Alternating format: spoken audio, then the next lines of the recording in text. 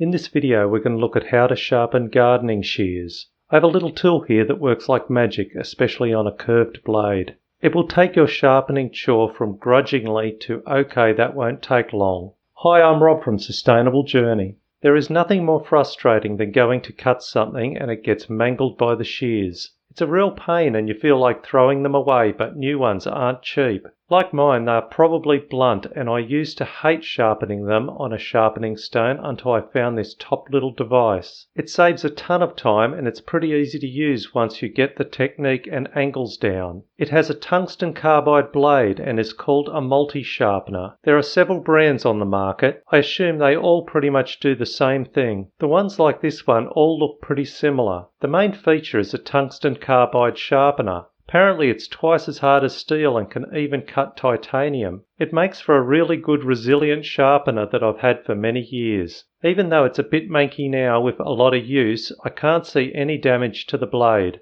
The thing is, these things are pretty cheap too. I just found a similar ones on Google Shopping for about $15 Australian, which converts to next to nothing in any other currency. You probably do want to look for one made by a brand you know make good products. The ones that come with handy instructions and warranty. Don't get me wrong, I prefer a good stone for flat blades, but I have always struggled with the curved section of the blade at the end. The curved section just takes a lot longer, and to be honest, I'm never happy with it. These pruning shears are all curved section and would be a real headache to sharpen on a stone without pulling them apart. And even then, that's a lot of effort for, in my opinion, a lesser result. That's just not me. I don't have the time to waste, but I want the results. The thing with these sharpeners is you don't have to use much pressure, you just have to get the angles right. The blade of the cutter is flat, so you have to tilt the blade so you run the edge along the surface you want to sharpen. At the same time, you need to hold the tool at the angle you want to cut the point of the blade. So you would use a more acute angle on better and sharper blades like a good kitchen knife, and you would use a less acute angle on something like these shears that would need to be more robust and take on rougher work.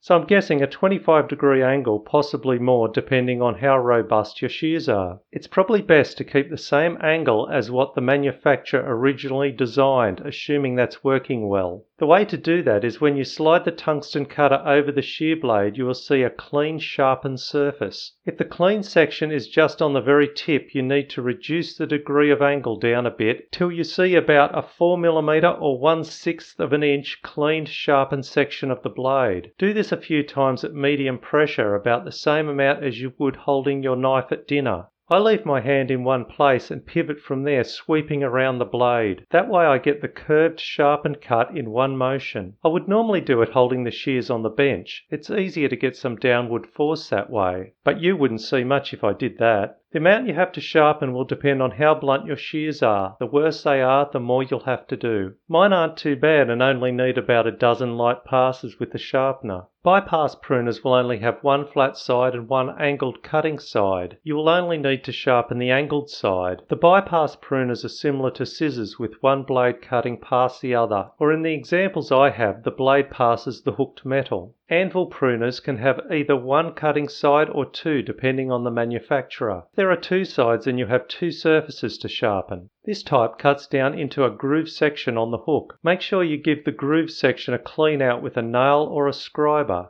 The best way to test if your shears are sharp without the risk of cutting yourself is to have a piece of something you would expect to cut handy and give them a test cutting it. If you are happy with the cut, job well done. If not, repeat the process until you are. Top tip: give your shears a spray and wipe down with rust-inhibiting lubricant on a rag regularly. This will keep them from gumming up with sap and other vegetation. Don't sharpen anything with your hands or other body parts in front of the blade in case you slip and cut yourself. Safety first, sharpen from behind the blade, that way you stay safe. Feel free to give us a thumbs up if you found this helpful. Subscribe and share with friends if you want to see more related content. If you haven't already seen it, check out our how-to videos for top tips on all things garden. I hope this helps.